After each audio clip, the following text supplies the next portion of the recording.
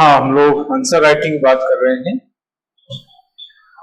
Answer writing के अंतर्गत मैंने सोशियोलॉजी की आंसर राइटिंग स्टार्ट की है और इसमें फर्स्ट यूनिट मैंने ली है।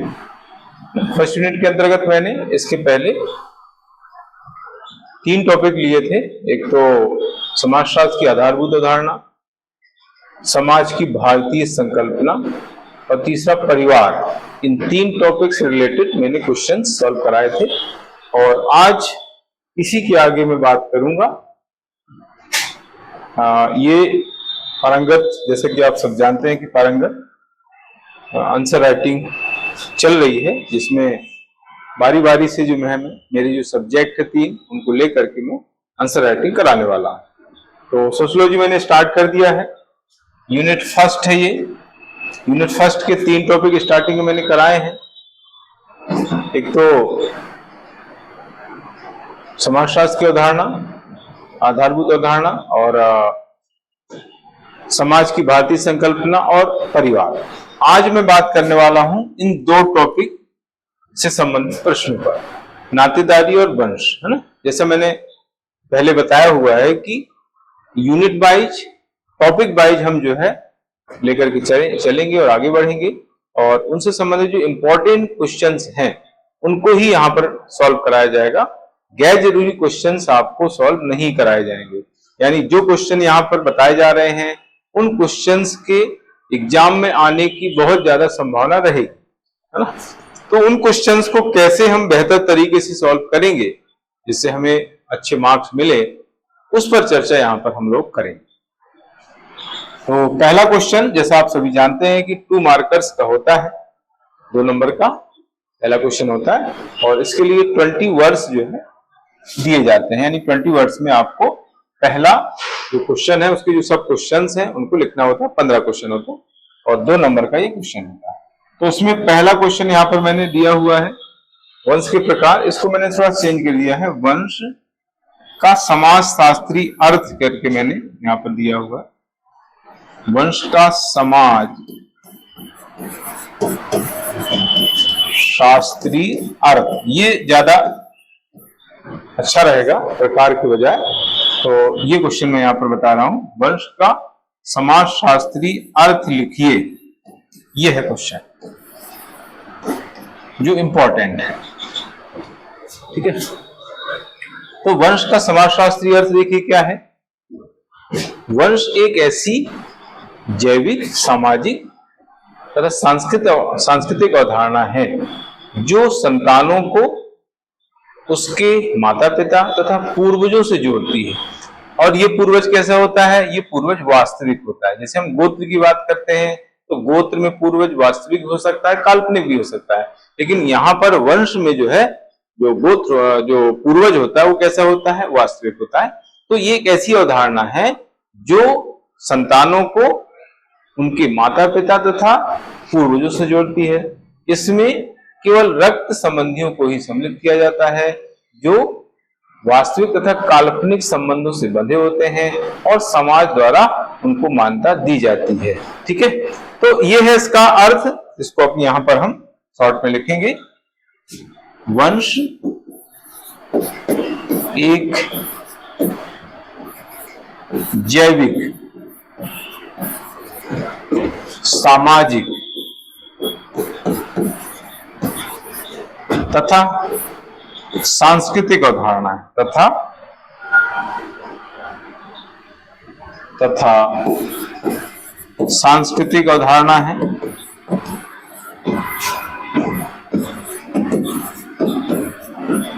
और अवधारणा है और धारणा है। अवधारणा है जो संतानों को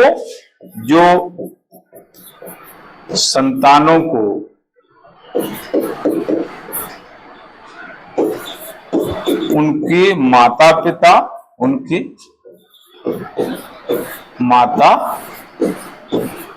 पिता तथा पूर्वजों से जोड़ती है ना, पूर्वजों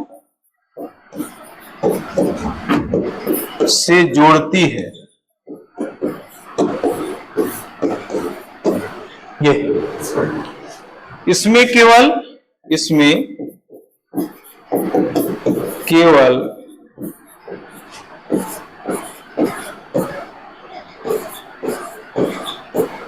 रक्त संबंधियों को ही शामिल किया जाता है।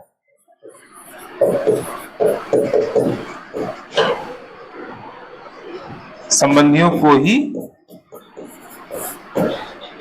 शामिल किया जाता है।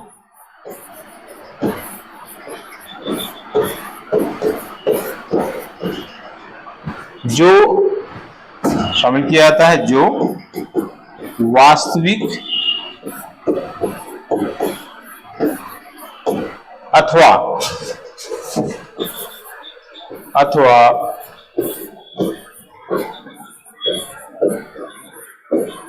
काल्पनिक संबंधों से बंधे रहते हैं, संबंधों से बंधे रहते हैं और समाज द्वारा मान्य होते हैं और समाज द्वारा मान्य होते हैं। ये देखिए, इसका उत्तर आंसर हो गया। वंश का समाज शास्त्रीय अर्थ लिखिए। ये जो है प्रश्न है 2 मार्कर्स, जिसमें लिखा है वंश एक जैविक, सामाजिक तथा सांस्कृतिक अवधारणा है जो संतानों को उनके माता पिता तथा पूर्वजों से जोड़ती है, संबद्ध करती है। इसमें केवल रक्त संबंधियों को ही सम्मिलित किया जाता है। ये डबल आ गया एक्चुअली। इसमें केवल रक्त संबंधियों को ही शामिल किया जाता है जो वास्तविक या काल्पनिक संबंधों से बंधे होते हैं और समाज द्वारा मान्य होते हैं। तो ये है इसका वंश का समाजशास्त्रीय पहला क्वेश्चन 2 मार्कर्स कंप्लीट हो जाता है। इसके बाद आगे आता है दूसरा है नातेदारी की द्वितीयक संबंधी श्रेणी को उदाहरण सहित स्पष्ट कीजिए। पिछली बार तृतीयक संबंधी श्रेणी पूछी गई। पिछली बार तृतीयक संबंधी श्रेणी को 7 नंबर में पूछा गया था, तो उसी आधार पर मैंने ये 2 मार्कर्स दिया है, 2 नंबर में दिया है। नातेदारी की द्वितीयक संबंधी श्रेणी को स्पष्ट कीजिए, है ना। लेकिन द्वितीयक संबंधी जो होते हैं, हमारे जो द्वितीयक संबंधी हैं, वो हमारे प्राथमिक संबंधियों के प्राथमिक संबंधी होते हैं, है ना। देखो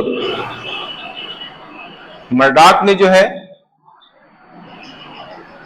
विभिन्न श्रेणियां बताई हैं, संबंधों की श्रेणियां, उसमें उन्होंने प्राथमिक, द्वितीयक, तृतीयक इनका खास उल्लेख किया है और इनके अंतर्गत कितने कितने संबंध आते वो ही बताया मर्डॉक मॉडल।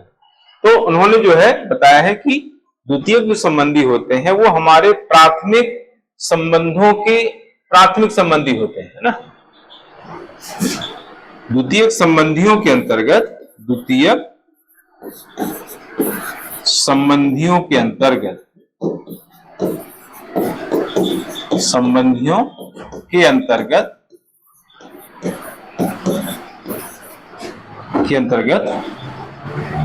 ऐसे संबंधी आते हैं,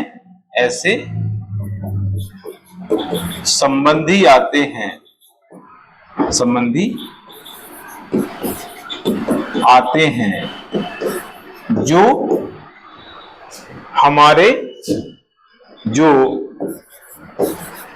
हमारे प्राथमिक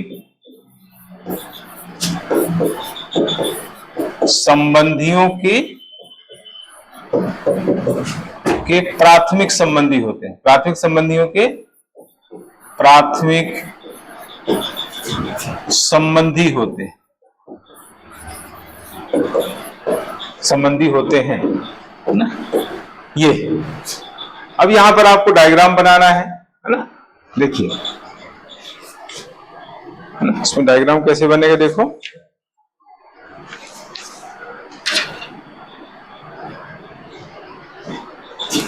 एक व्यक्ति है, हाँ, यहां पर उदाहरण भी हम लिख देंगे। उदाहरण,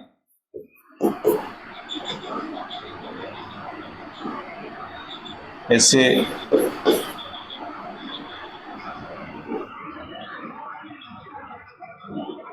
दादा, चाचा, फूफा ना, साला, है ना, ये सारे क्या है, ये द्वितीयक संबंधी होते हैं, है ना, क्योंकि इनका संबंध हमारे प्राथमिक संबंधियों से जुड़ा रहता है। तो यहां पर एक डायग्राम बना देंगे हम। जैसे कोई एक व्यक्ति है, ये एक व्यक्ति है, ठीक है,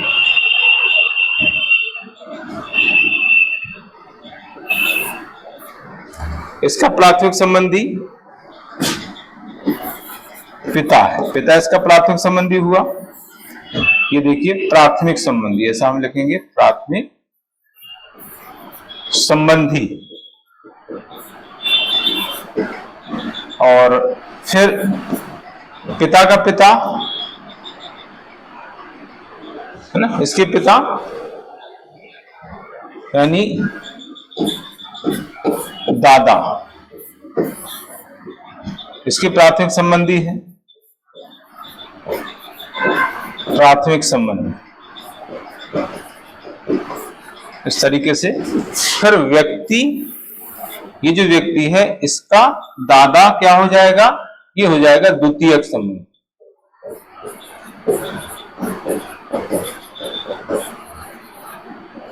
ये कोई व्यक्ति, एक व्यक्ति है, उसके जो पिता है उससे प्राथमिक संबंध है, सीधे उनका संबंध है। फिर इस व्यक्ति के पिता और इस व्यक्ति के दादा, क्योंकि ये पिता के पिता है, उस व्यक्ति के दादा है लेकिन पिता के पिता है, तो पिता के पिता है तो इनका आपस में प्राथमिक संबंध है ना। तो इस आधार पर जो है इस व्यक्ति का उसके दादा के साथ जो संबंध होगा वो द्वितीयक संबंध होगा, क्योंकि दादा के साथ उसका जो संबंध है उसके पिता के माध्यम से, है ना, पिता के माध्यम से उसका दादा के साथ संबंध है। तो इस तरह का जो संबंध होता है उसको बोलते हैं द्वितीयक संबंध।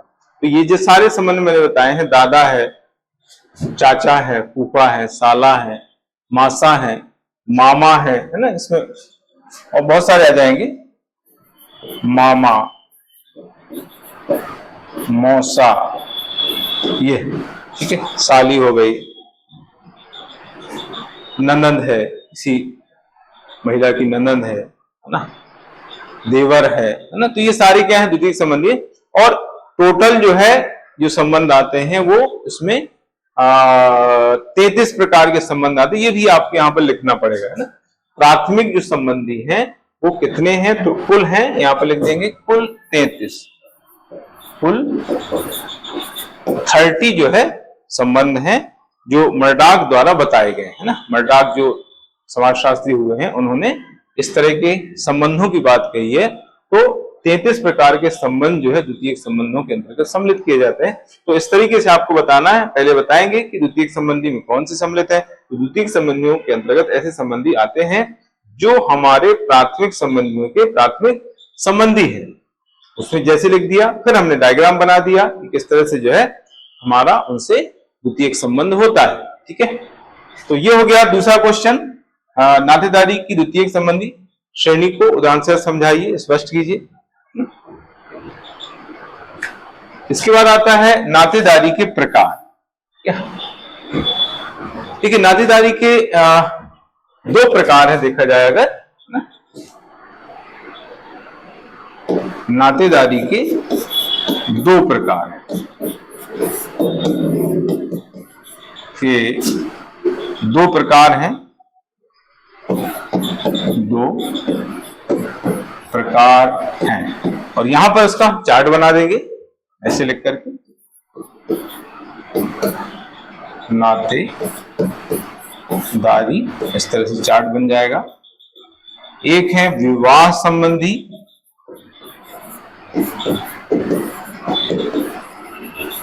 और एक है रक्त संबंधी। इस तरीके से बन जाएगा। यहां पर हम जो है इसका यहीं पर मेंशन कर देंगे, विवाह के माध्यम से निर्मित, ऐसा करके उदाहरण लिख देंगे, बस यहीं पर लिख देंगे विवाह के माध्यम से निर्मित, है ना। बस उदाहरण, यानी यहां पर जैसे विवाह के माध्यम से कौन से संबंध निर्मित होते हैं, पति पत्नी, एक दो लिख देंगे तो हो जाएगा, सास ससुर, है ना, पति पत्नी, सास ससुर, जीजा साली, देवर भाभी, ननंद भाभी, है ना, ये सारे संबंध विवाह संबंधी होते हैं। तो आपको एक दो उदाहरण लिखना है, बहुत ज्यादा लिखना है, क्योंकि हम 2 मार्क्स में लिख रहे हैं। इसी तरीके से इसके अंतर्गत हम बता देंगे समान रक्त के आधार पर एक दूसरे से संबंधित, परस्पर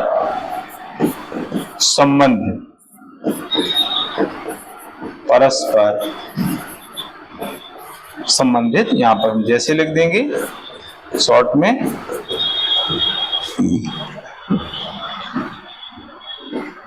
इसमें माता पिता तथा उनकी संतानें, बस। फिर उसमें माता पुत्र है, पिता पुत्र, माता पुत्री, पिता पुत्री, भाई बहन, भाई भाई, बहन बहन, है ना, ये सारे रक्त संबंधी आते हैं। तो सभी को लिखना जरूरी नहीं है, माता पिता तथा उनकी संतानें, इसमें भी सारी चीजें कवर हो जाती है। तो ये है इस तरीके से नातेदारी के प्रकार, जो 2 प्रकार हैं, विवाह संबंधी, रक्त संबंधी। विवाह संबंधियों के अंदर कौन आते हैं, जो विवाह के माध्यम से एक दूसरे से संबंधित होते हैं, जो निर्मित होते हैं संबंध। रक्त संबंधी कौन होते हैं, जो समान रक्त के आधार पर एक दूसरे से जुड़े रहते हैं, संबंधित होते हैं। ठीक है, तो ये इस तरीके से तीसरा क्वेश्चन। तो 2 मार्कर्स के 3 क्वेश्चन जो मैं कराता हूं वो पूरे हो जाते हैं। इसके बाद आगे आते हैं 7 मार्कर 60 वर्ड्स में ये क्वेश्चन, ये आंसर लिखने होते हैं। उसके बाद इसमें आता है वंश के लक्षण लिखिए। देखिए, मैंने आप लोगों को स्टार्टिंग में जो 7 मार्कर्स लिखने के तरीके बताए थे, तो उसमें बताया था कि जब हम 7 मार्कर्स लिखते हैं तो बहुत संक्षेप में उसका इंट्रोडक्शन लिखना पड़ता है। जैसे उसने पूछा है वंश के लक्षण लिखिए, तो आप सीधे लक्षण से स्टार्ट नहीं कर देंगे, आपको हल्का सा जो है वंश के बारे में थोड़ा बताना पड़ेगा। अब यहाँ पर इंट्रोडक्शन में वंश का एक शॉर्ट में मीनिंग ही लिखना है, यहाँ पर कोई अलग से इंट्रोडक्शन वंश का नहीं लिखना है। हाँ, वंश का अगर लॉन्ग क्वेश्चन पूछा जाता है तो वंश का थोड़ा सा इंट्रोडक्शन 2-3 लाइन में लिखेंगे, फिर उसका मीनिंग अलग लिखेंगे, फिर जो पूछा है वो लिखेंगे, लक्षण, प्रकार, महत्व, जो भी पूछा गया है। लेकिन यहाँ पर जो है वंश के लक्षण पूछे गए हैं, तो आपको जो है केवल क्या लिखना है, इसका पहले बहुत संक्षेप में अर्थ लिखेंगे, फिर जो है पॉइंट्स में आपको लक्षण इसके लिखना है ना। तो वंश जो है क्या है, देखिए वंश जो है एक ऐसी अवधारणा है जो संतानों को उसके पूर्वजों से जोड़ती है, जो वास्तविक होता है। बस इतना लिख दिया हमने। वंश एक ऐसी सामाजिक अवधारणा है जो संतानों को उसके पूर्वजों से जोड़ती है, जो काल्पनिक वास्तविक होता है, जो काल्पनिक ना होकर वास्तविक होता है। इस तरीके से हम इसका अर्थ लिख देंगे, बहुत छोटा। अभी मैंने डिटेल में इसका अर्थ लिखा है जस्ट पहले 2 मार्कर्स में, लेकिन यहां पर हमें उतना डिटेल इसका अर्थ नहीं लिखना है, बहुत शॉर्ट में लिखेंगे। देखिए, वंश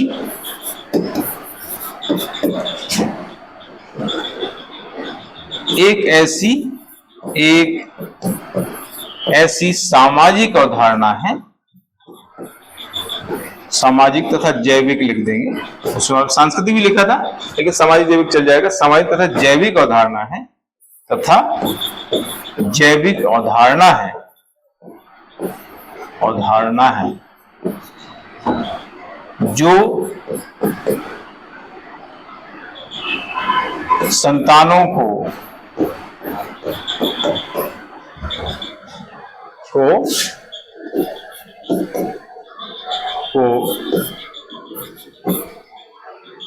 उनके पूर्वजों से जोड़ती है ना, संतानों को उनके पूर्वजों से जोड़ती है, पूर्वजों से जोड़ती है ये पूर्वज वास्तविक होते हैं, वास्तविक होते हैं। मैं ये शॉर्ट में मैंने मीनिंग लिख दिया, 2 लाइन में ये हो गया आपका इंट्रोडक्शन मीनिंग। अब आपको जो है इसके लक्षण लिखना है, ये हो गया एक पैरा। इसके बाद लक्षण, तो लक्षण आपको सीधे क्या करना है, इसकी हेडिंग लिख देना है और स्टार्ट कर देना है।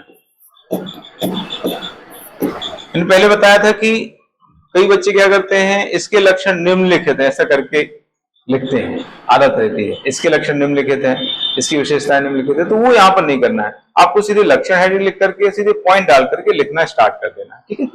तो उसमें पहला है,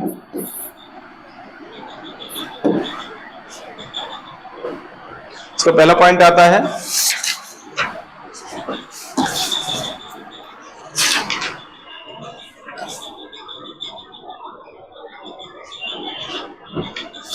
इसका संबंध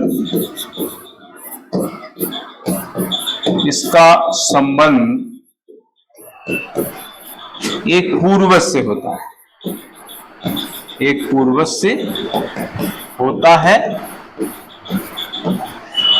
ना, जो काल्पनिक ना होकर वास्तविक होता है। ये पहला पॉइंट हो गया, जो काल्पनिक ना होकर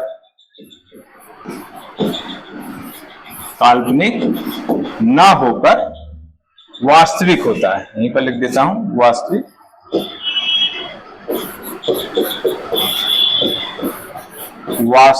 होता है। ये एक पॉइंट हो गया। हमें प्रयास ये करना है कि एक ही लाइन में जो है हमारा पॉइंट आ जाए, ताकि जो है हम ज्यादा से ज्यादा पॉइंट्स लिख पाए। 6 से 7 पॉइंट्स आपको लिखना होते हैं 7 मार्कर्स में। इसके बाद आता है, इसकी सदस्यता जन्मजात होती है, सदस्यता जन्मजात होती है,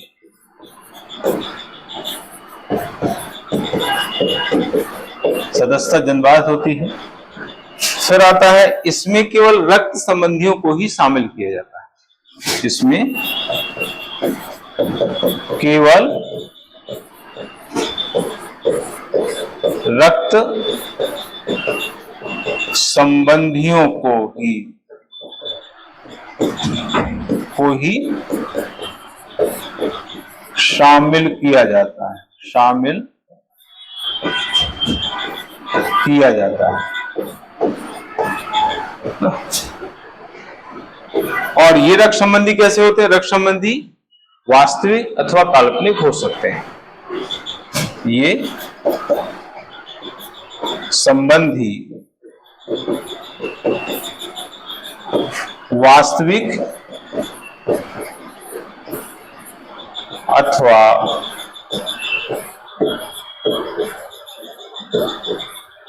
काल्पनिक हो सकते हैं, है ना। काल्पनिक से मतलब यहां पर क्या है, काल से मतलब गोद लिया हुआ बेटा, गोद लिया हुआ जो बेटा होता है वो काल्पनिक संबंधी होता है। उसको जो है हमने गोद लिया है, वो वास्तव में संबंधी नहीं है। तो वास्तविक भी हो सकता है और काल्पनिक हो सकता है, लेकिन समाज द्वारा स्वीकृति प्राप्त होना चाहिए।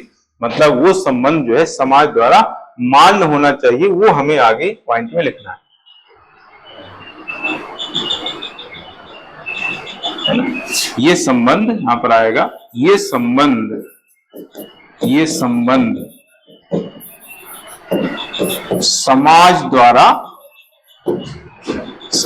द्वारा मान्य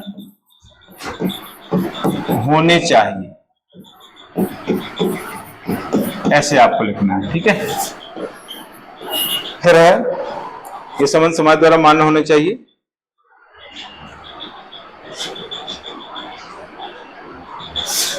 इसमें हम बता सकते हैं कि सभी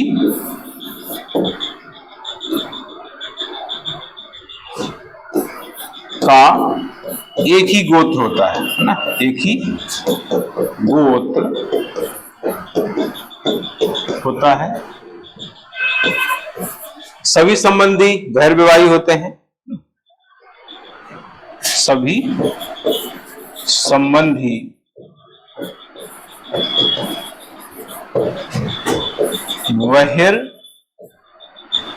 बहिर्विवाही होते हैं, बहिर्विवाही होते हैं। एक ही गोत्र होगा तो बहिर्विवाही होंगे, क्योंकि एक ही गोत्र में विवाह नहीं होता है। एक गोत्र में विवाह नहीं होने के पीछे वजह यह है कि एक गोत्र के सभी सदस्य आपस में भाई भाई भाई बहन होते हैं, तो भाई बहनों में विवाह नहीं होता है। इसलिए जो है सेम गोत्र के जो लोग होते हैं उनके बीच में विवाह संबंध स्थापित नहीं होता, इसको बोलते हैं बहिर्विवाही। एक गोत्र से बाहर विवाह करते हैं, एक गोत्र अथवा वंश से जो है वो बाहर जाकर के विवाह करते हैं, ये आपको ध्यान रखना है। ये हो गया बहिर्विवाही। और सभी संबंधों में सामाजिक स्वीकृति होती है, ये तो मैंने बता ही दिया है। और वंश के आधार पर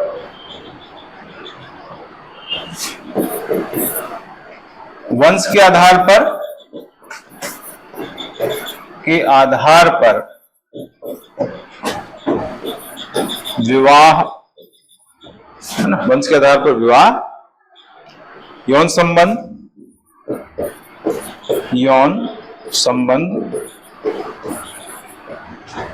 का संपत्ति पर अधिकार संबंधी, संपत्ति पर अधिकार संबंधी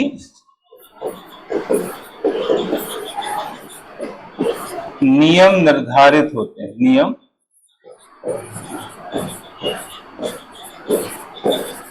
निर्धारित होते हैं, ऐसा आपको लेना। तो 7 पॉइंट है ये, हो सकता है इसमें थोड़ा सा कंटेंट ज्यादा हो, तो अगर ऐसा लगे कि ज्यादा हो रहा है तो 6 पॉइंट्स हम लिख सकते हैं, ठीक है।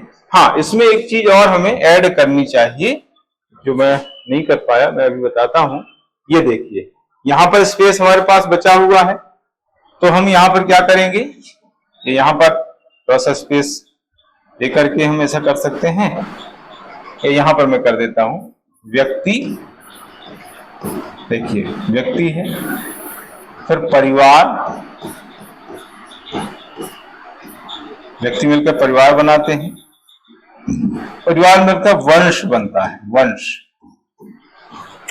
ज्यादा वंश जब बड़ा हो जाता है तो कुल बन जाता है, बहुत ज्यादा जब वंश बढ़ जाता है तो ये हो जाता है कुल,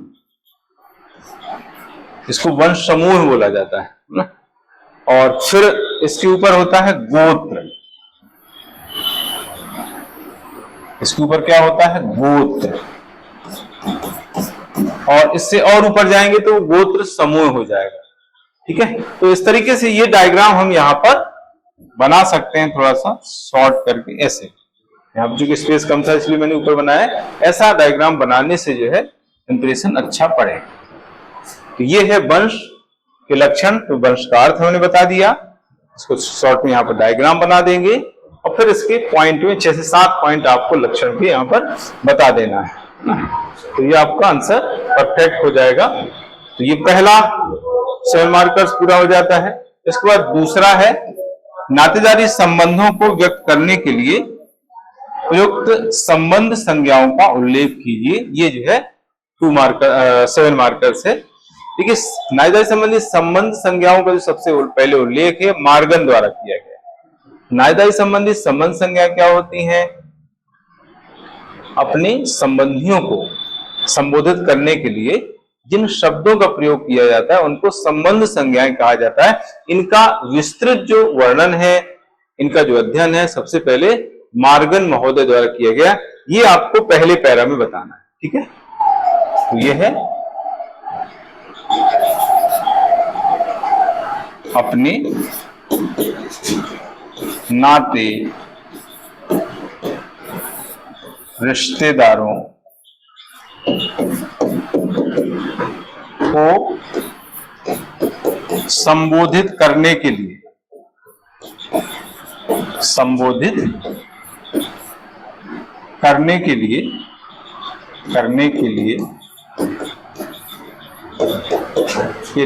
प्रयुक्त शब्दों को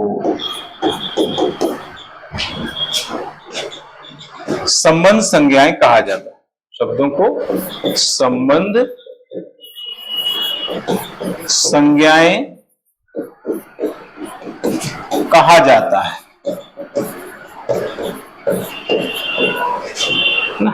इनका सबसे पहले अध्ययन है ना, यहीं पर हम इसका जिक्र कर देंगे। मैंने आपको बताया कि 2 मार्क्स में आपको इंट्रोडक्शन लिखना है। 7 मार्कर्स का जो आंसर होता है उसमें हमें इंट्रोडक्शन 2 लाइन में ही लिखना होता है। तो देखो 2 लाइन में ही लिख रहा हूं मैं। अपने नाते रिश्तेदारों को संबोधित करने के लिए प्रयुक्त शब्दों को संबंध संज्ञाएं कहा जाता है। इसका सर्वप्रथम अध्ययन, इसका या इनका, इसका कह सकते हैं, इसका सर्वप्रथम अध्ययन मार्गन द्वारा किया गया। मार्गन महोदय द्वारा किया गया। तो सम्मान दे देते हैं। मार्गन महोदय द्वारा किया गया ना। इसी लाइन में लगभग आ जाएगा। अगर हम थोड़ा सा और अच्छे से लिखेंगे तो ये पहला पैरा इस तरह से कंप्लीट हो जाता है आपका संबंध संज्ञाओं का। संबंध संज्ञाएं 2 प्रकार की हैं वैसे देखा जाए। वैसे तो 3 प्रकार की हैं, लेकिन 2 प्रकार की संबंध संज्ञाएं ज्यादा प्रसिद्ध हैं, ज्यादा फेमस हैं, जो मार्गन ने बताई है ना। ओवरऑल 3 हैं, वैसे 2 ज्यादा खास हैं। तो मार्गन ने 2 प्रकार की संबंध संज्ञाएं बताई। संबंध संज्ञाएं बताई।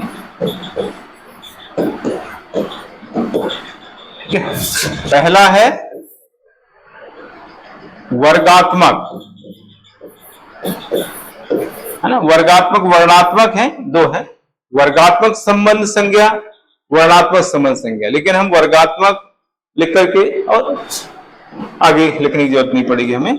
वर्गात्मक मतलब क्या होता है कि इसमें जो है व्यक्ति द्वारा अपने कुछ संबंधियों को एक वर्ग में रख लेता है और उन सभी संबंधियों को एक ही शब्द से संबोधित करता है ना।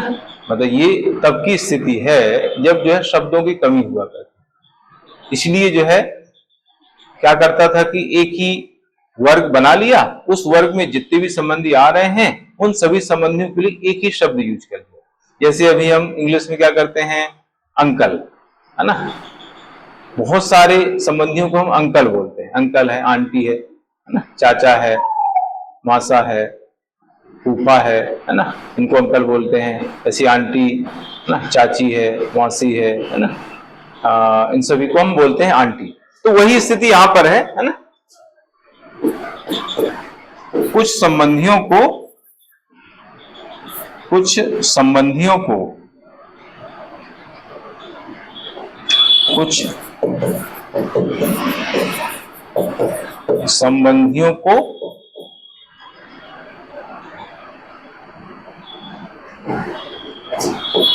एक वर्ग में रखकर, एक वर्ग में रखकर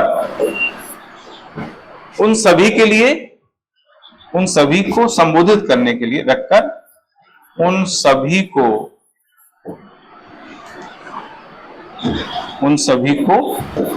संबोधित करने के लिए, उन सभी को संबोधित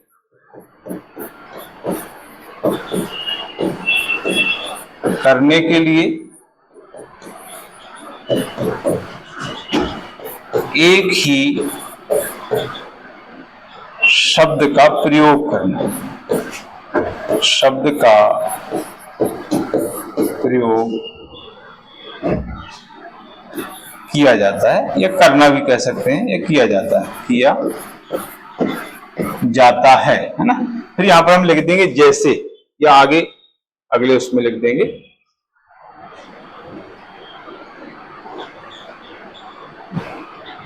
जैसे, यहीं पर लिखना पड़ेगा जैसे। असम की सेमा जो नागा है वो अजा का प्रयोग करते हैं ना। असम के सेमा नागा, असम के सेमा नागा,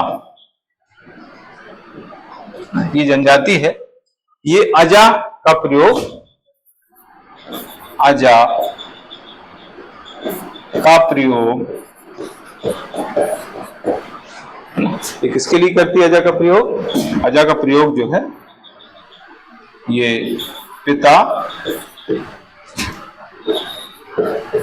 चाचा, मौसा के लिए करती है, ये है ना।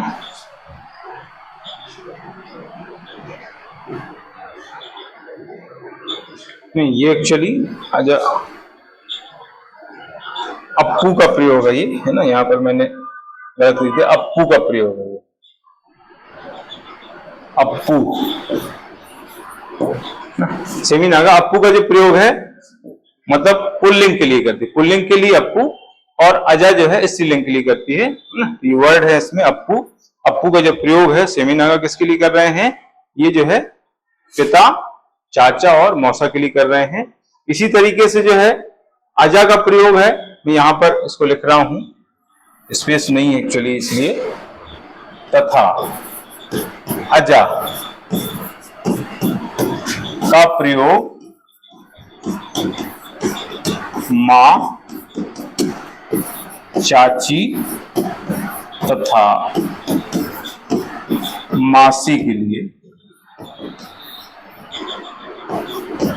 लिए करती है ये।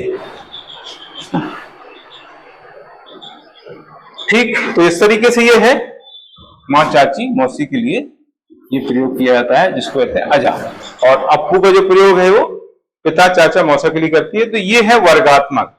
वर्णात्मक मतलब है कि सभी के लिए पर्टिकुलर शब्द यूज करना। दूसरा है वर्णात्मक, वर्णात्मक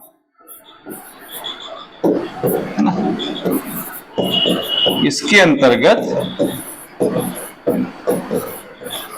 प्रत्येक संबंधी के लिए अलग अलग शब्दों का प्रयोग किया जाता है। इसके अंतर्गत प्रत्येक संबंधी के लिए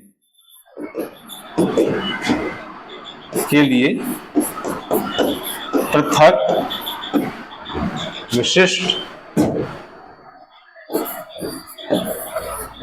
विशिष्ट शब्दों का प्रयोग करना,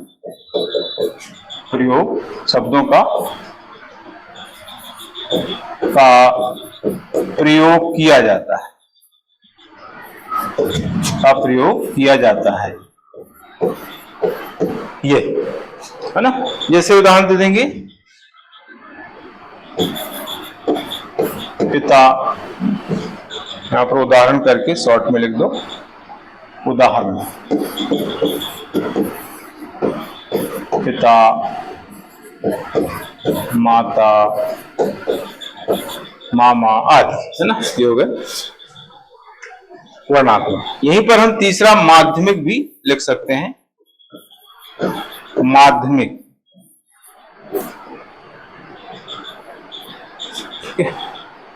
रिवर्स ने जो है इसका उल्लेख किया है, डॉक्टर रिवर्स ने इसका उल्लेख किया है, और टायलर ने भी जिसका उल्लेख किया, रिवर्स टायलर दोनों ने इसका उल्लेख किया। माध्यमिक मतलब होता है कि कुछ समाज ऐसे हैं जहां पर किसी संबंधी को उसके नाम से नहीं पुकारा जाता, बल्कि उसको पुकारने के लिए किसी अन्य व्यक्ति को माध्यम बनाया जाता है, तो उसको बोलते हैं माध्यमिक संबोधन। ना। कुछ समाज ऐसे हैं जहां पर पर्टिकुलर कुछ जो ऐसे रिलेटिव्स होते हैं उनको उनके नाम से नहीं पुकारते हैं, बल्कि जो है उनको पुकारने के लिए किसी दूसरे व्यक्ति को माध्यम बनाया जाता है। इसलिए इसको कह दिया जाता है माध्यमिक संबोधन। जैसे हमारे भारतीय समाज में जो एक महिला होती है वो अपने पति, अपनी सास, अपने ससुर, अपने ज्येष्ठ, इनको जो है नाम से नहीं पुकारती, इनका नाम नहीं लेती है। उनको पुकारने के लिए क्या है, बेटा या बेटी के नाम का सहारा लिया जाता है ना। जैसे इसमें आता है टप्पू के पापा, तारक मेहता का उल्टा चश्मा में जो है वो टप्पू के पापा बोलते, टप्पू के पापा, है ना। तो इस तरह से जो है लड्डू के भैया, है ना। तो ये जो है नाम ऐसे लिए जाते हैं, इसको बोलते हैं माध्यमिक। किसी संबंधी को उसके नाम से ना बुलाकर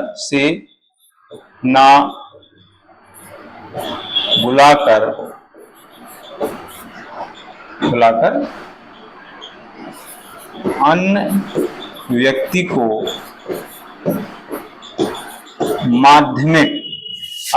को माध्यम बनाकर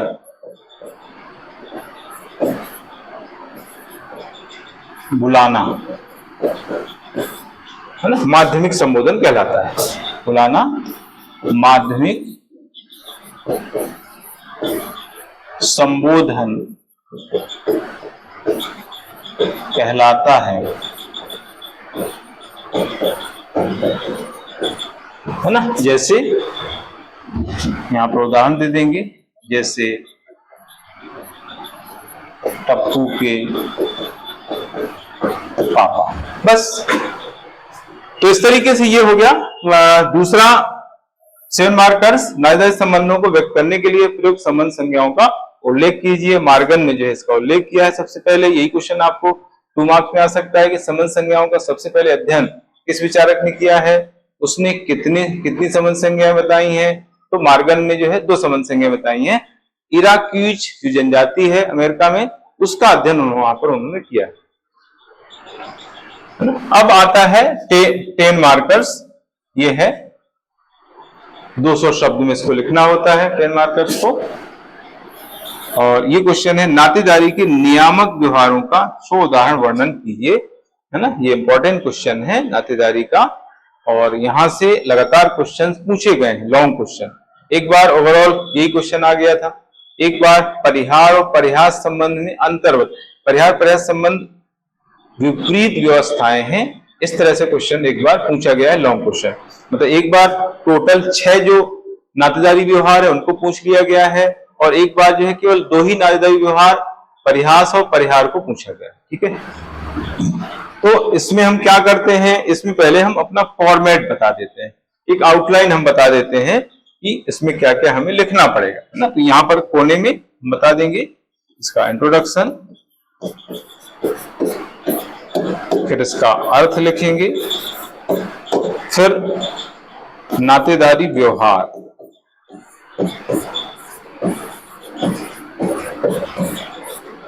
और फिर आएगा निष्कर्ष। इतनी चीजें हमें जो है इसमें लिखना है इस क्वेश्चन के आंसर में। ठीक है, इसका इंट्रोडक्शन हम कैसे स्टार्ट करेंगे, इसका इंट्रोडक्शन हम स्टार्ट करेंगे विवाह से। नातेदारी विवाह तथा परिवार का परिणाम होती है, ऐसे हम स्टार्ट करेंगे। नातेदारी क्या है, नातेदारी विवाह तथा परिवार का परिणाम होती है। विवाह के माध्यम से संतानें जन्म लेती हैं, माता पिता तथा संतान मिलकर एक परिवार का सृजन करते हैं, परिवार के सदस्य आपस में संबंधित होकर के नातेदारी का विकास करते हैं। तो इस तरीके से जो है नातेदारी का इंट्रोडक्शन आपको लिखना है। नातेदारी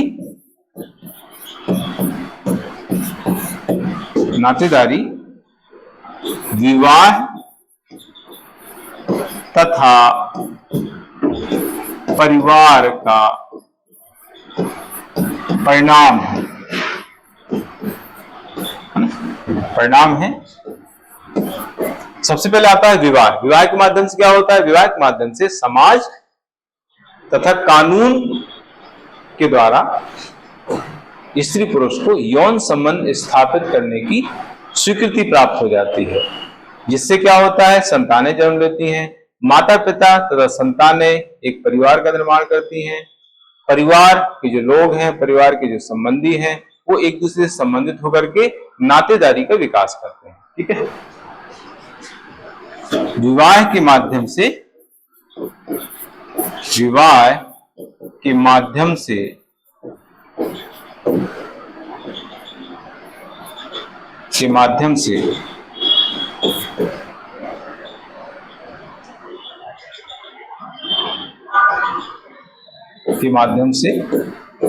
स्त्री तथा पुरुष को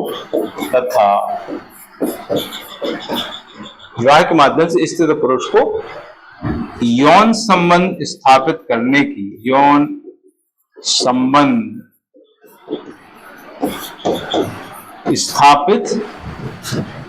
की सामाजिक तथा कानूनी स्वीकृति प्राप्त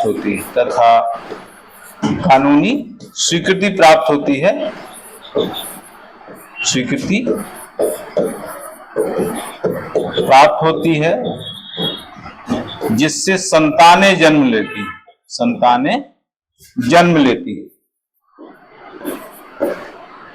लेती हैं। माता पिता तथा संतान मिलकर एक परिवार का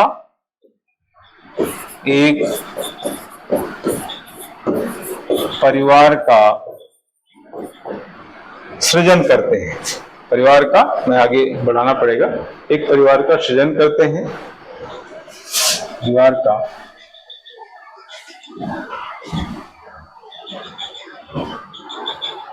सृजन करते हैं।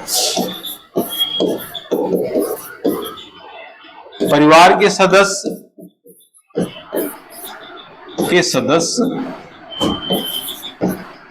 आपस में संबंधित होकर नातेदारी का विकास करते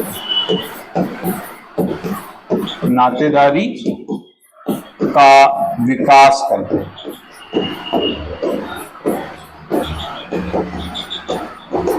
ये इस तरीके से ये जो है, इसका मीनिंग मैंने बताया है, इंट्रोडक्शन बताया है। अब यहां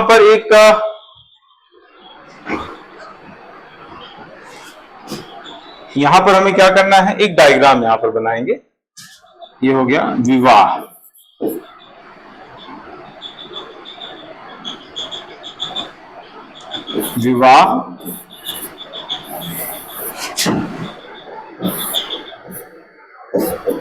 मैंने परिवार के वहां पर भी इस तरह का डायग्राम बनाया था, और यहां पर मैं बना रहा हूं विवाह।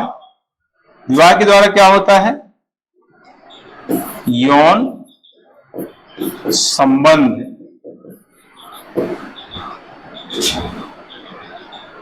स्थापित करने की सामाजिक तथा कानूनी स्वीकृति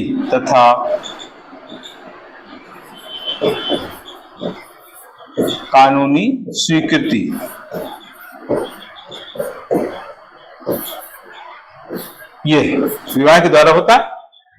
इसका परिणाम क्या है? संतानोत्पत्ति।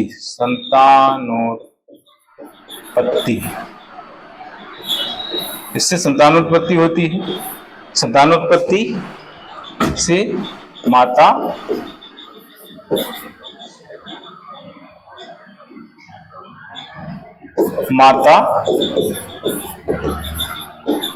पिता संतान ये होती है। फिर एक परिवार का निर्माण होता है। ये मिलकर के परिवार का सृजन करते हैं और इससे नातेदारी का विकास होता है,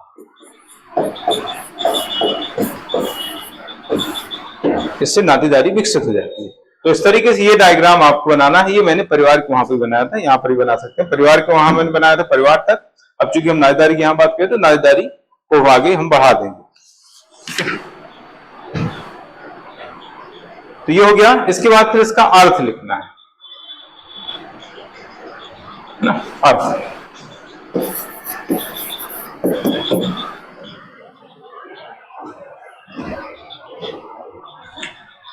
अर्थ क्या है?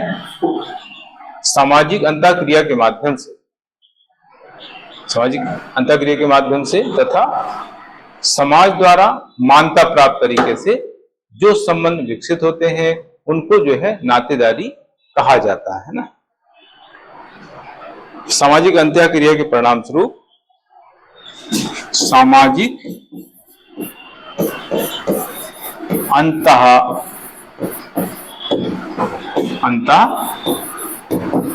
अंतःक्रिया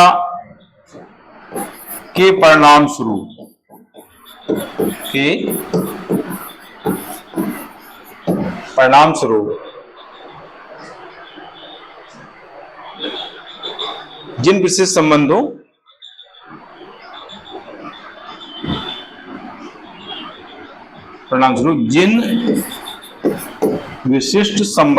जिन विशिष्ट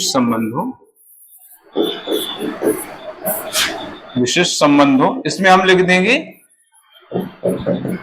विवाह तथा रक्त संबंध, विवाह तथा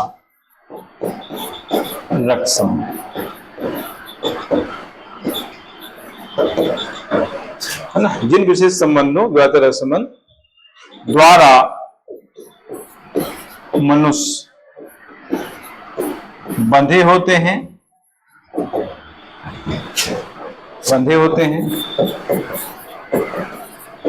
और जो समाज द्वारा स्वीकृत होते हैं, और जो समाज द्वारा स्वीकृत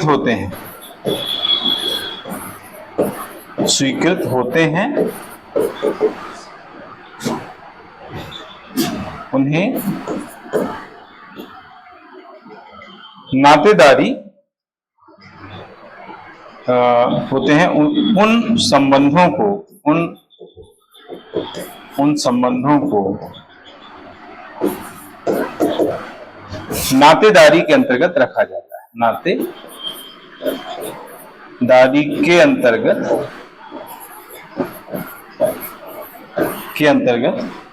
सम्मिलित किया जाता है,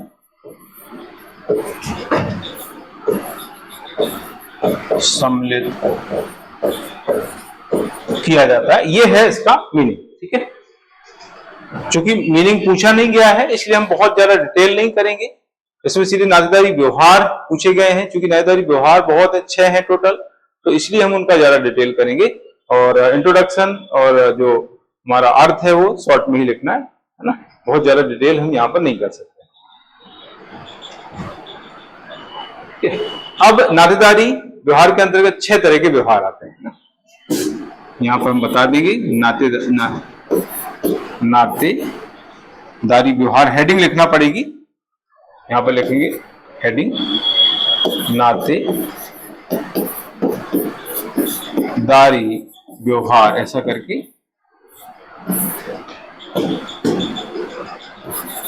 इसके अंतर्गत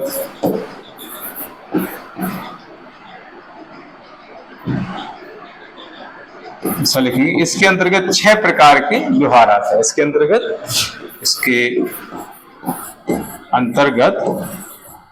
6 प्रकार के व्यवहार आते हैं, ऐसे लिखना है, ऐसे। ठीक है, पहला है परिहार, है ना। परिहार क्या होता है? परिहार का मतलब विमुखता, दूरी, है ना। तो इसमें जो है दो संबंधी आपस में डिस्टेंस मेंटेन रखते हैं, आपस में दूरी बना करके रखते हैं, है ना। तो आपको शॉर्ट में पहले परिहार का मतलब लिखना है, फिर इसमें एग्जाम्पल आपको देना। दो चीजें ही यहाँ पर आपको बताना। परिहार पर्टिकुलर आता है तो फिर इसके कारण भी लिखे जाते हैं, इसमें कारण भी आते हैं। आपको परिहार परिहास अलग अलग भी पूछ सकता है, दोनों को एक साथ पूछ सकता है, जैसा कि पूछा भी गया है ना। परिवार पर्टिकुलर भी आ सकता है, परिहार परिहास भी आ सकता है, लेकिन यहाँ पर 6 हमें एक साथ लिखना है। बहुत ज्यादा कंटेंट है ये, तो वो शॉर्ट करके लिखना पड़ेगा। तो यहाँ पर हमें सिर्फ परिहार का अर्थ बताना है शॉर्ट में, और एग्जाम्पल देना है, बस, और कुछ नहीं लिखना है ना। परिहार के अंतर्गत या इसके अंतर्गत दो संबंधी आपस में विमुखता तथा दूरी बनाए रखने के लिए सामाजिक अंतःक्रिया को टालने का प्रयास करते, ये है इसको कहते हैं परिहार, है ना। इसमें क्या है, दो संबंधी क्या करते हैं, आपस में डिस्टेंस मेंटेन करने के लिए, आपस में विमुखता रखने के लिए क्या करते हैं, आपस में इंटरेक्शन नहीं करते हैं, सामाजिक अंतःक्रिया जो है टालने का प्रयास करते हैं, तो उसको बोलते हैं परिहार, है ना। मतलब डिस्टेंस मेंटेन करने का प्रयास है, ठीक है। इसमें हम लिखेंगे इसके अंतर्गत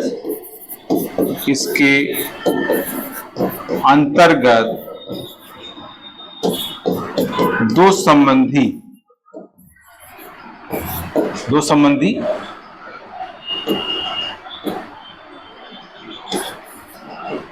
दूरी बनाए रखने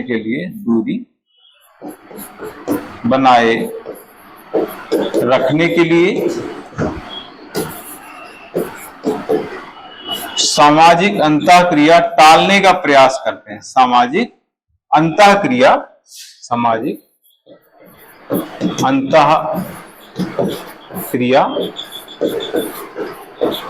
टालने का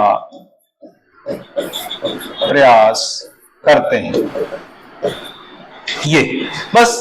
अब यहां पर आ जाएगा उदाहरण, है ना। ये यहाँ पर नीचे से भी लिख सकते हैं उदाहरण, और सही रहेगा, बीच के बीच ना लिखकर हम यहां से लिखेंगे तो अच्छा रहेगा। उदाहरण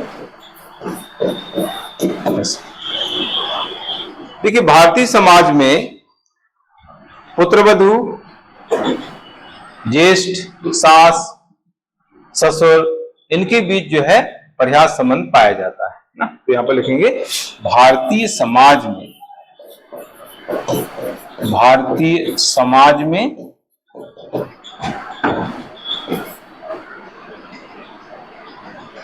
पुत्रवधू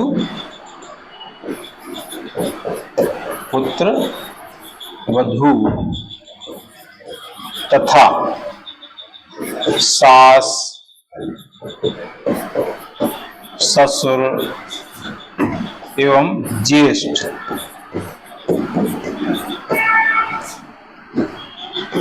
के मध्य परिहार प्रचलित है, ऐसे करना। फिर यहां पर एक एग्जाम्पल आप मध्य प्रदेश की भील जनजाति का दे देंगे, है ना। मध्य प्रदेश की भील जनजाति में क्या है, पुत्रवधू और ससुर एक दूसरे का मुंह नहीं देखते हैं, ये जो है प्रचलित है भील जनजाति में, है ना। भील जनजाति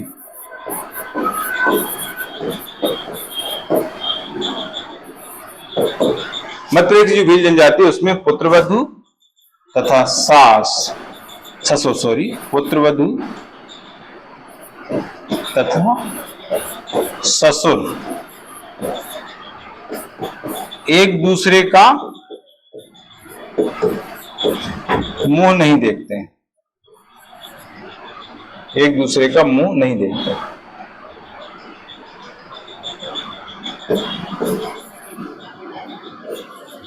मुंह नहीं देखते हैं, ये भील जनजाति का उदाहरण, मध्य प्रदेश की भील जनजाति का उदाहरण दिया, क्योंकि आपके सिलेबस में मध्य प्रदेश के संदर्भ में नातेदारी 5 यूनिट में दिया हुआ है, तो उस संदर्भ में भी ये यहां से कवर हो जाता है। तो ये पहला हो गया परिहार संबंध। अब आता है परिहास ना।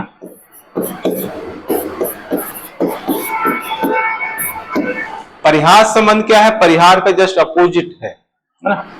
परिहार का क्या है? जस्ट अपोजिट है। और इसमें क्या होता है कि दो संबंधी हैं, दो रिश्तेदार हैं, एक दूसरे के साथ हंसी मजाक करते हैं, गाली गलौज है ना, एक दूसरे की संपत्ति को नुकसान पहुंचाना है, ये सारी एक्टिविटी जो है इसमें की जाती है, उसको बोलते हैं परिहास। परिहास मतलब हंसी मजाक, है ना, ठीक है, विनोद, हरी में हंसी मजाक करना है, एक दूसरे का मजाक उड़ाना है, ये इसके अंतर्गत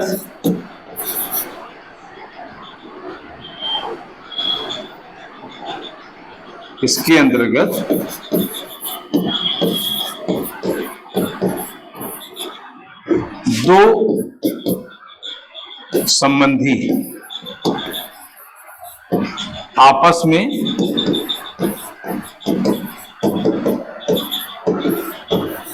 हंसी मजाक,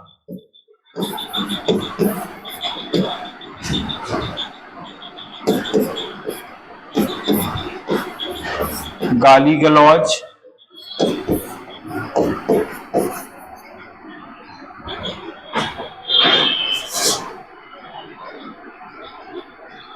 एक दूसरे की संपत्ति को नुकसान पहुंचाना, एक दूसरे की संपत्ति को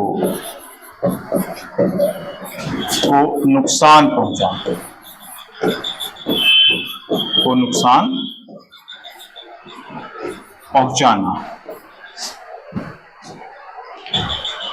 पहुंचाना आदि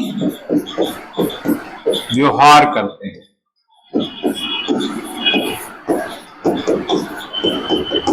ना, आदि व्यवहार करते हैं। फिर इसमें उदाहरण देना है, इस तरह के संबंध जो है विवाह संबंधियों के बीच ही पाए जाते हैं। इसमें इस तरह के रिलेशंस होते हैं जिनके बीच ये पाया जाता है। उदाहरण हम दे देंगे, जैसे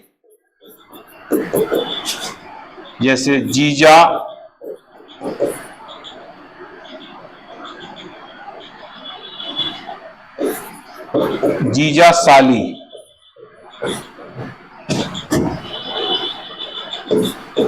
देवर भाभी, बस इतने आदि करके ऐसा लिख देंगे, इनके बीच ये संबंध पाया जाता है। तो यहां पर उदाहरण एक आध दे देंगे।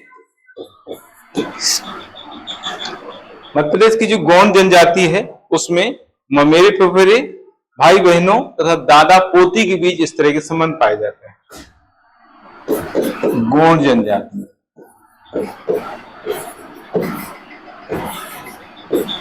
गौंड जनजाति में ममेरे फुफेरे, है ना, गौंड जनजाति में ममेरे फुफेरे,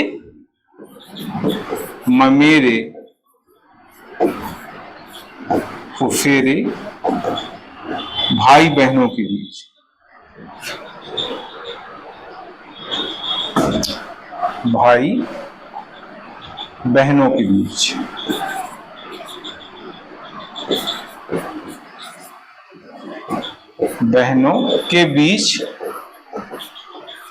है ना, ये संबंध पाया जाता है। मैंने स्पेस कम की होने की वजह से मैंने पूरा नहीं सेंटेंस किया, वो आप देख लेना, ये इस तरह से,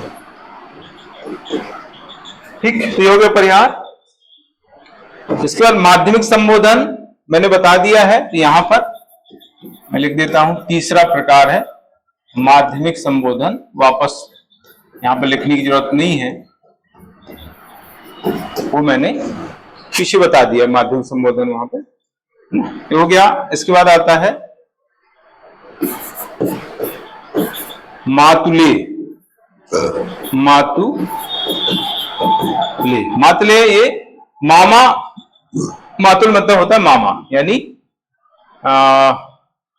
माँ के भाई, हमारे माँ के जो भाई वो मामा कहे जाते हैं, उनको मातुल बोला जाता है।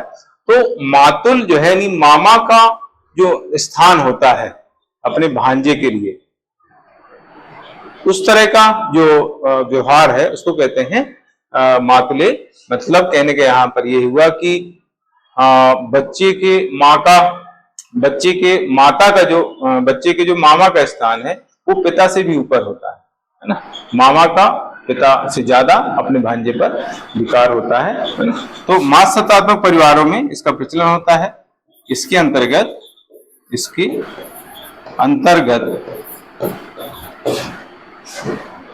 व्यक्ति के मामा का उसके जीवन में विशेष महत्व होता है, विशेष महत्व होता है।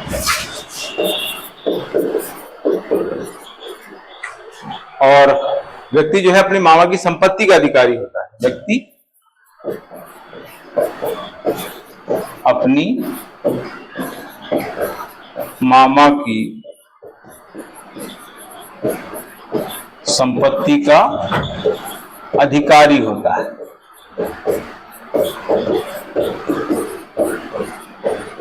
ये है ना, मतलब मामा ही जो है उसके विवाह के संबंध में निर्णय लेता है, उसके फ्यूचर के संबंध में मामा निर्णय लेता है। कुल मिला के जो है उसके जीवन में मामा का बहुत बड़ा स्थान होता है। मतलब पिता से भी ज्यादा दर्जा जो है उस बच्चे के मामा का होता है। इसको बोलते हैं मातुले। इस तरह की जो व्यवस्था है ये ज्यादातर मातृ सत्तात्मक समाजों में प्रचलित होती है। जैसे मध्य प्रदेश की जनजातियां हैं, खासी है, गारो है, नायर है, इन जनजातियों में जो है इस तरह की व्यवस्था प्रचलित है। यहाँ पर उदाहरण आपको लिखना है। उदाहरण: खासी, गारो,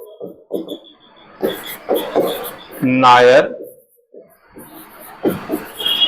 जनजातियां ना। ये स्पेस नहीं होने की वजह से मैंने थोड़ा सा यहाँ पर लिख दिया है। तो ये इस तरीके से तीसरा चौथा हो गया। ये दूसरा है, तीसरा माध्यमिक हो गया, ये चौथा है।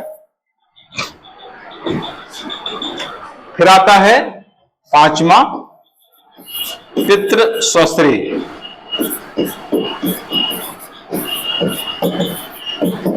पितृ स्वश्रेय ये जो है पितृ सत्तात्मक समाजों में प्रचलित होती है। ये व्यवस्था कहां पर प्रचलित है? नियम की व्यवहार पितृ सत्तात्मक समाज में प्रचलित है। जैसे मातृ सत्तात्मक समाजों में जो है मामा का स्थान महत्वपूर्ण होता है, वैसे पितृ सत्तात्मक समाजों में बुआ का स्थान काफी महत्व रखता है। पितृ स्वश्रा मतलब पिता की बहन है ना, पिता की बहन मतलब बुआ होती है। तो पितृ सत्तात्मक समाजों में बुआ का उसके भतीजे के जीवन में बड़ा महत्व होता है। बुआ ही जो है अपने भतीजे के लिए जो है संबंध, विवाह संबंध ढूंढती है, लड़की ढूंढती है, और विवाह संबंधी सारे निर्णय उसको लेना होते हैं ना। तो इस तरीके से जो है पितृ स्वश्रा मतलब बुआ का खास महत्व उसके जीवन में होता है। इसके अंतर्गत पितृ सत्तात्मक समाजों में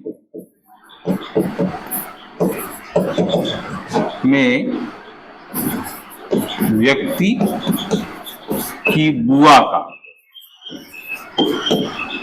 का विशेष महत्व होता है, विशेष महत्व होता है ना। उसके विवाह संबंधी सभी जो निर्णय है वो बुआ द्वारा लिए जाते हैं। होता है उसके विवाह संबंधी सभी निर्णय बुआ द्वारा लिए जाते हैं। बस इतना लिखना है, ज्यादा डिटेल हम नहीं कर सकते क्योंकि स्पेस की दिक्कत आएगी। संबंधी निर्णय, उसके विवाह संबंधी सभी निर्णय बुआ द्वारा लिए जाते हैं, बुआ द्वारा लिए जाते हैं। थोड़ा सा और इधर से लिखना पड़ेगा, बुआ द्वारा लिए जाते हैं। ये हो गया। अब इसमें उदाहरण आपको बताना है ना। उदाहरण के अंतर्गत जैसे मध्य प्रदेश की गोंड तथा भील जनजाति का उदाहरण यहां पर देंगे। उदाहरण मध्य प्रदेश की गोंड तथा भील जनजाति। इसमें क्या होता है, बच्चे की जो नाभि नाल है वो बुआ द्वारा निकाली जाती है। बच्चे का नाभि नाल, रस्म होती है ये नाभि नाल, बुआ करती है ये।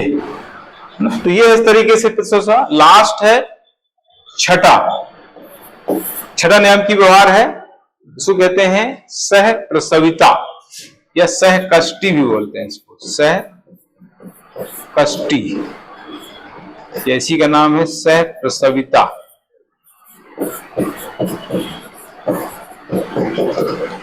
सह प्रसविता का मतलब होता है ये प्रसव काल से संबंधित है। एक्चुअली ये जो व्यवस्था है ये प्रसव काल से संबंधित है। इसमें क्या होता है, जब स्त्री को संतान होने वाली होती है तो स्त्री जिन कष्टों को, जिन निषेधों को सहन करती है, जिन निषेधों का पालन करती है, वो सभी जो है उसके पति को भी उन निषेधों का पालन करना होता है। जैसे पत्नी क्या है, एक कमरे में रहती है, वो किसी को छू नहीं सकती, कहीं जा नहीं सकती है, और उसको भोजन जो है बहुत ही लिमिटेड दिया जाता है, बहुत अलग भोजन दिया है, तो उसको पथ्य बोलते हैं। पथ्य का भोजन करती है और किसी को छू नहीं सकती, कहीं बाहर नहीं जा सकती है। तो पति को भी जो है ये सारे निषेधों का पालन करना होता है जब तक संतान नहीं हो जाती और पूजा नहीं हो जाती है। ये असम की जो खासी जनजाति है उसमें ये प्रथा है कि जब तक जो है संतान नहीं हो जाती, पूजा नहीं हो जाती, तो वो नदी पार नहीं कर सकता। पति पत्नी दोनों नदी पार नहीं कर सकते हैं, है ना। तो ये इस तरीके से सह प्रसवता ये प्रसव काल से संबंधित है। शॉर्ट में बता देता हूं, प्रसव काल से संबंधित है।